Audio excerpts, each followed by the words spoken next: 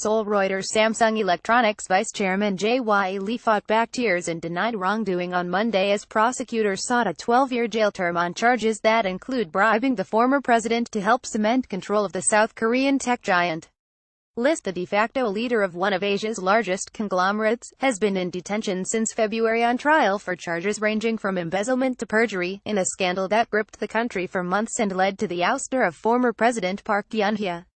He will face the longest prison term on record for a South Korean conglomerate executive if the court finds him guilty when it makes a ruling August 25, 2 days before Lee's current period of detention ends.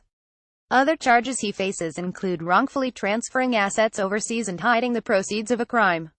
"I have never asked anyone, including the president, for anything for the company or my personal gain," said Lee in a final statement, his voice wavering. He stopped several times during his speech, holding back tears. "I deeply regret that I have given such disappointment, and apologize," he said. Samsung Electronics offered no comment regarding the prosecutor's demand. The company's shares ended down 0.3% on Monday, erasing minimal gains seen early in the session.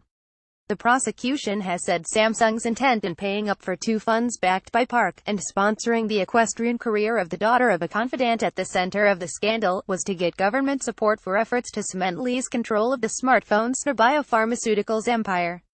Lee Jae-yong, vice chairman of Samsung Electronics Co., arrives for his trial at the Seoul Central District Court in Seoul, South Korea August 7, 2017, on Young-jun Pool. Even though Lee is the ultimate receiver of the gains from this bribery case, he has been pushing the blame on others accused, prosecutor Park Young-soo told the court.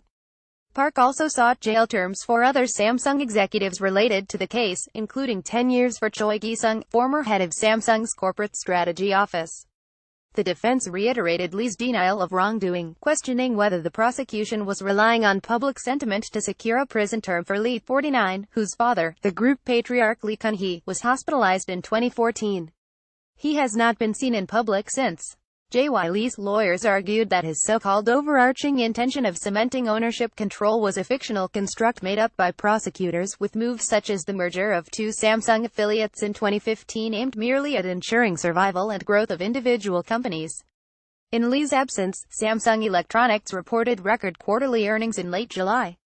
Samsung Electronics investors have said their chief interest in the trial has been how long Lee will stay in detention, sidelined from fully participating in large-scale decision-making.